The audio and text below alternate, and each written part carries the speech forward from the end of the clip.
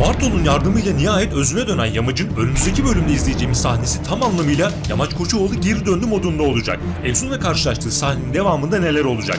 Bu sahnede heyecan dolu anlar bizi bekliyor. Öte yandan Kulkan çok kısa süreliğine paçayı yırttı ancak Yamaç ve Efsun efsane planından kurtulamayacak. Cumaylı amca ise Yamaç'la ilgili bomba bir hamlede bulunacak. Yamaç ise her şeyin farkına varıyor ve yapacağı hamlelerle çok büyük heyecan yaratacak. Yeni bir portakal vedası bizi bekliyor ve geçtiğimiz hafta ölüm sahnesi çekilen ancak bu sahneyi önümüzdeki bölümde izleyeceğimiz oyuncu kim? Tüm bunlardan ve mahsus sürpriziyle İdris, Cumali ve Sultan bombasını ve daha fazlasını birazdan sizlerle paylaşacağız. Hemen başlayalım.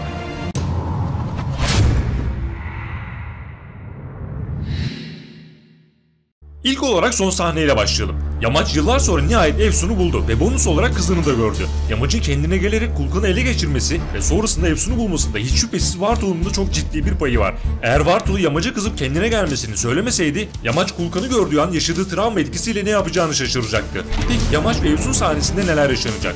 Çok duygusal bir sahnenin çekimleri yapıldı dostlar. Çok uzun zamandır birbirinden ayrı kalan Yamaç ve Efsun kısa süreli hasret giderecek ve yakınlaşacaklar. Sonrasında ise Efsun'un halletmesi gereken bir mevzu daha olacak ve heyecan dolu sahnelerin ardından Yamaç, Efsun ve kızı bir araya gelecek. Bu süreçte elbette Yamaç, Efsun'u elinde tutan Nizam'ı da öldürecek. Bundan bir önceki videoda bahsetmiştik. Ölüm sahnesi çekildi ancak gösterilmesi bir sonraki bölüme sarktı. Kısacası önümüzdeki bölümde Yamaç'ı tamamen özüne dönmüş bir şekilde göreceğiz. Kendisine ve Efsun'a yapılanların hesabını tıpkı eski Yamaç Koçovalı moduyla teker teker sormak için harekete geçecek. Hatta Yamaç Koçovalı ben repliğini yine duyabiliriz. Biliyorsunuz bu repliğin ardından tam anlamıyla Yamaç Show başlıyor. Öte yandan geçtiğimiz bölümü de sayarsak 2 bölüm içinde ölümünü beklediğimiz Kulkan ise çok kısa bir süreliğine paçayı yırttı. Nedim'e sığındı ve Cumali amcanın kendisini korumasını istedi. Aksi halde Yamaç tüm gerçekleri öğrenecek. İşte bu konuda söylediğimiz mevzunun yaşanması bekleniyor dostlar. Ve Yamaç Kulkan vasıtasıyla biraz geç de olsa Nedim ve Cumali amcanın gerçek yüzünü öğrenecek. Hatta bir de Cumali amcanın taktığı yüzükle ilgili sürpriz bir sahne yaşanacak. Tüm bunlar Yamaç'ı asıl gerçeklere götürecek. Yamaç'ın Efsun'u tamamen yanına almadan Kulkan'ı öldürmeyeceği bilinen bir durumdu. Çünkü Kulkan'ın ölüm senaryosu Efsun'un dediği gibi olacak. Yani ölmeden önce göreceği son yüz Efsun olacak. Tam bu noktada Yamaç ve Efsun kısa süreli hasret giderdikten sonra sürpriz planlarla Kulkan'ın peşine düşecek ve çukur tarihine iz bırakacak bir ölüm sahnesi yaşanacak. Böylelikle Kulkan, Nedim ve Cumali amca bu konuda bir bakıma yenilgi almış olacaklar. Şimdi gelelim Yamaç'ın aile içinde ve çukurdaki sürpriz senaryosuyla beraber Cumali amca bombasına. Cumali amcanın en büyük isteği İdris'in yerine geçmek ve herkesin ona saygı duyup elini öpmesiydi. Ve bu hedefine ulaştı. Tüm bu kirli planlarını ise Vartolu'nun yokluğunda uygulamış.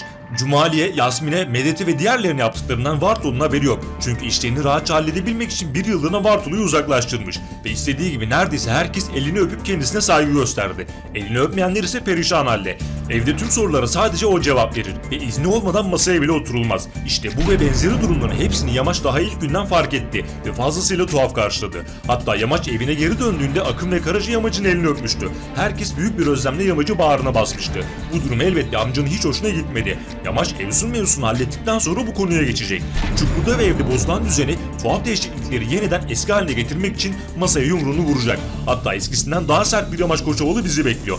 Cumali amca bir süre daha krallığını sürdürdükten sonra Yamaç'ın yapacağı hamlelerle hem krallığından olacak hem de güçlükle kazandığı saygınlığını yitirmeye başlayacak. Bu konuda Yamaç'ın yapacağı ilk iş aile ortamının sıcaklığını, çukur halkının eskisi gibi bir arada kenetlendiğini ve katı kurallar yerine daha samimi bir ortamın olduğunu hatırlatmak olacak. Bu konudaki en büyük destekçisi ise Cumali ve Saadet olacak. Hatta Saadet birçok gerçeği Yamaç'a ayrıntılarıyla anlatacak. Böylelikle Cumali amca Yamaç konusunda hedefine ulaşamayacak ve ilan ettiği krallık tehlike altına girecek. Yamaç ipleri eline alınca Akın, Celosun, Meke, Medet ve daha birçok kişi Yamaç'ın yanında olacak. Vartolu ise birkaç bölüm içinde biraz geç de olsa Cumali amcanın kirli planlarını öğrenecek. Bu senaryo ile ilgili geçtiğimiz bölümün sonunda duvarda gördüğümüz "dövüşerek kazandık, sürünerek terk etmeyeceğiz" yazısı ince bir spoiler olarak dikkatleri çekti ve Çukur'la amca arasındaki şiddetli savaşın habercisi oldu. Cumali amca geçmişteki hikayesini kendini haklı görerek anlattı. İdris'ten nasıl büyük darbeler yediğini ve Çukur'dan nasıl kovulduğunu anlattı ancak eksik anlattı. Mesela Çukur'da uyuşturucu iş yaptığını, Sultan'a aşık olduğunu ve bu nedenle İdris'in kendisini kovduğunu anlatmadı. Bunları ise Emmi'den duyup öğrenmeyi bekliyoruz. Cumali amca şimdilik Yamaç'ın güvenini kazandı ancak Emmi ve Aliço'ya Yamaç'ı buldukları için fazlasıyla öfkelendi. Bu konuda sürpriz senaryolar bizi bekliyor. Özellikle Emmi'nin geçmişte yaşananlarla ilgili anlatmasını beklediğimiz mevzular ortalığı iyice karıştıracak. Kısacası Cumali, İdris ve Sultan üçgeniyle ilgili geçmişteki sır perdeleri önümüzdeki bölümde de açılmaya devam edecek. Peki sizce Koçovalı kardeşlerden biri Cumali amcanın öz evladı olabilir mi? Olursa bu kim olurdu? Bu konudaki tahminlerinizi yorumlarda mutlaka belirtin dostlar. Öte yandan geçtiğimiz bölümde Sultan'ın portakalla haşır neşir olması yeni bir portakal vedasının yaklaştığını sinyalini verdi. Sultan'a çok yakın bir zamanda veda edeceğiz. Cumali amca ise finale kadar yaşayacak. Hatta bu konuda Sultan'ın Cumali amcaya portakal ister misin diye sorması ve Cumali amcanın ben portakal sevmem demesi de ayrı bir ironi oldu.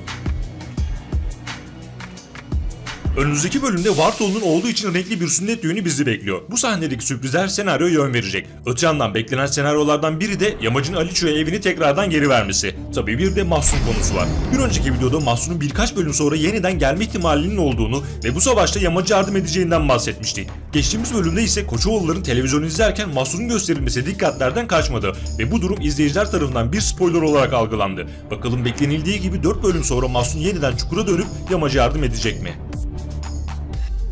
Yeni videolar gelmeye devam edecek dostlar. Kaçırmamak ve anında haberdar olmak için bildirimleri açmayı unutmayın. Kendinize iyi bakın, hoşça kalın.